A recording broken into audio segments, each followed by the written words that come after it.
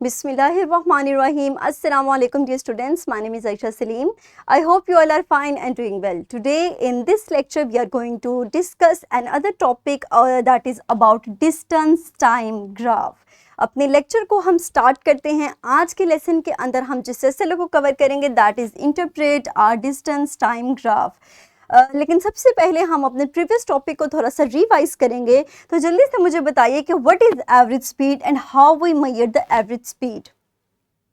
Very good. And our last question is how distance travelled is represented.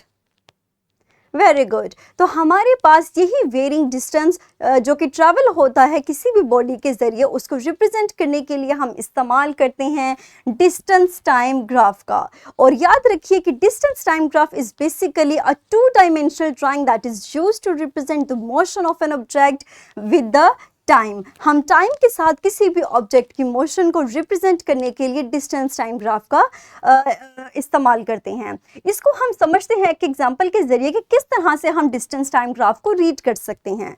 Let's suppose we have to locate any relevant point from the distance time graph.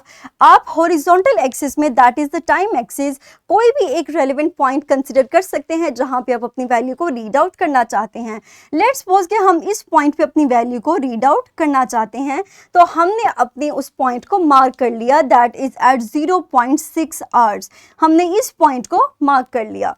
Next हम क्या करेंगे, हमें जो required information है that is about the distance travelled at that time, distance that is travelled at 0.6 hours.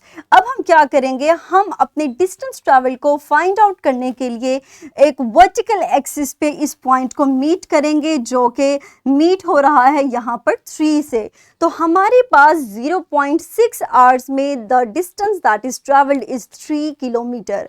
तो इस तरह से हम अपने हॉरिजॉन्टल एक्सिस और वर्टिकल एक्सिस को इस्तेमाल करते हुए ग्राफ को रीड आउट कर सकते हैं.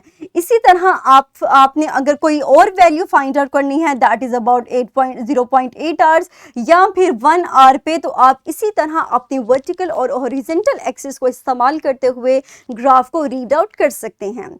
और हमारे पास इसी तरह ग्राफ को हम ड्रॉ भी करते हैं. लेट्स सपोज कि हमारे पास एक यहाँ पे सिनेरियो गिवन है जिसमें हमारे पास jogger that starts from the home. हम इसी तरह सिनेरियो को पढ़ेंगे और अपने ग्राफ को ड्रा करेंगे.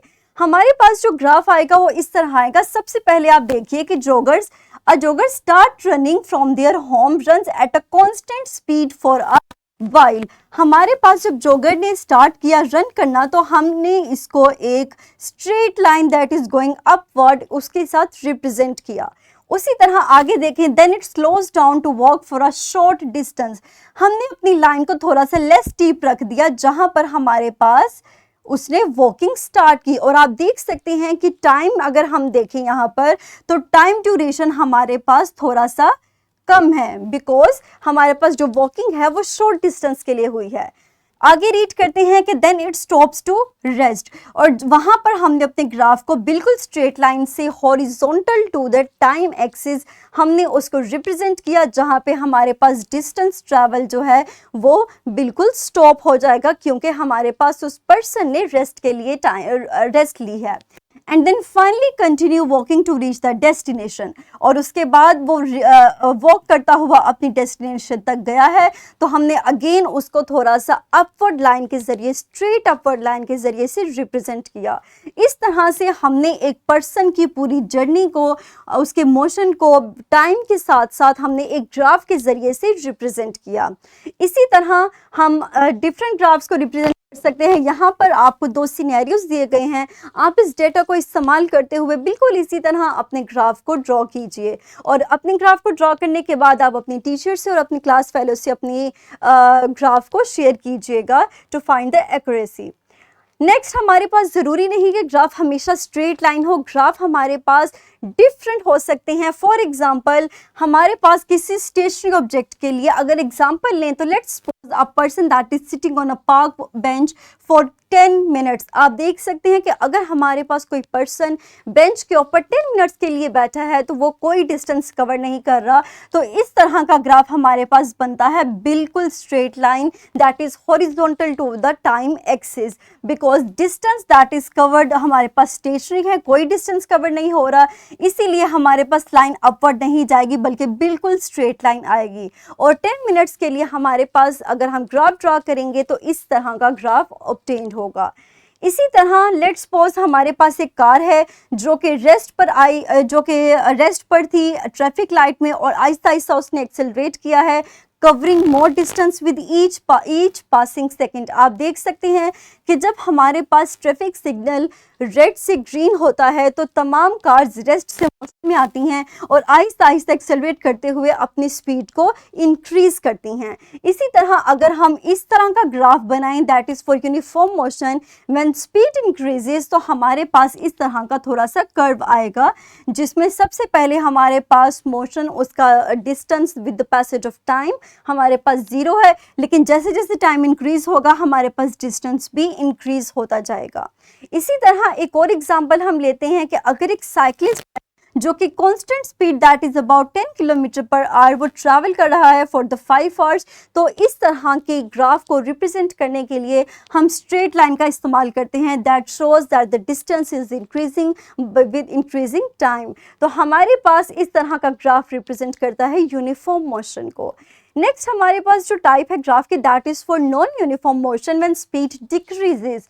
हमने देखा था पिछले अपनी पिक्चर के अंदर के जब लाइट ग्रीन थी ट्रैफिक लाइट, तो तमाम कार्स टाइम के साथ साथ अपनी स्पीड को इंक्रीज करती हैं, लेकिन अगर हमारे पास वही ट्रैफिक सिग्नल रेड लाइट को शो करेगा तो कार्स अपनी स्पीड को आहिस्ता आहिस्ता डिक्रीज करती हैं। तो इस तरह के ग्राफ को जो कि नॉन यूनिफॉर्म मोशन के लिए हो, जहाँ पे स्पीड डिक्रीज हो, तो हमारे पास एक ग्राफ एक कर्व लेता है that shows that speed is decreasing with the passage of time and distance हमारे पास उस पॉइंट पे जाकर आहिस्ता से कम हो जाता है। तो इस तरह के ग्राफ को हम रिप्रेजेंट करते हैं बिल्कुल एक कर्व की तरह that is for non uniform motion when the speed is decreasing.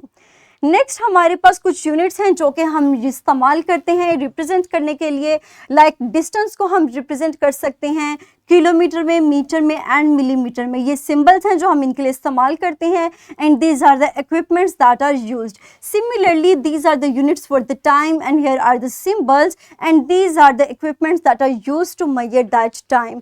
For example अगर हमारे पास टाइम सेकंड में है तो हम सेकंड में मेजर करने के लिए स्टॉप वॉच का इस्तेमाल करते हैं। इसी तरह अगर हम आवर्स की बात कर रहे हैं तो हम टाइम को आवर्स में मेजर करने के लिए क्लॉक का इस्तेमाल करते हैं। तो इसी तरह ये इक्विपमेंट्स इस्तेमाल होते हैं डिफरेंट टाइम के यूनिट्स को मेजर करने के लिए।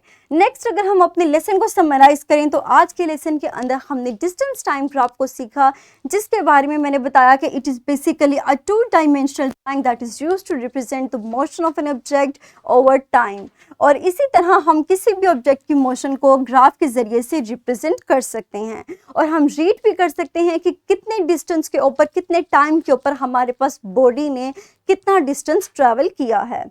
नेक्स्ट हमारे पास एक वर्कशीट है, यहाँ पर आपको ग्राफ दिए गए हैं और इन्हीं ग्राफ को देखते हुए आपको इन क्वेश्चन के आंसर्स फाइंड आउट करने हैं। इसका लिंक आपको इसी वीडियो के डिस्क्रिप्शन में भी अवेलेबल है, तो अपनी वीडियो को कुछ देर के लिए पॉज कीजिए और इन क्वेश्चंस को फाइंड आउट कीजिए। वेरी गुड, मुझे उम्मीद है कि आपने इनको इजीली फाइंड आउट कर लिया होगा। नेक्स्ट हम चलते हैं अपने होमवर्क की तरफ, that is skill 8.10। You can easily get access to this skill by scanning this QR code और the link of this is also given in the description of this video. तो आप वहां से उस लिंक पे click करके easily इस worksheet को असेस कर सकते हैं और मुझे उम्मीद है कि आप इसको बआसानी सॉल्व कर लेंगे। And that's all about today's lesson. इंशाल्लाह अपने अगले लेक्चर के अंदर हम अपने चैप्टर को डिफरेंट एक्टिविटीज़ के जरिए से रिवाइज करेंगे ताकि हम तमाम कंसेप्ट्स को रीइंफोर्स कर सकें। सो डियर स्टूडेंट्स, तब तक के लिए अपना ख्याल रखिएगा। Thank you very much and अल्लाह हाफिज़।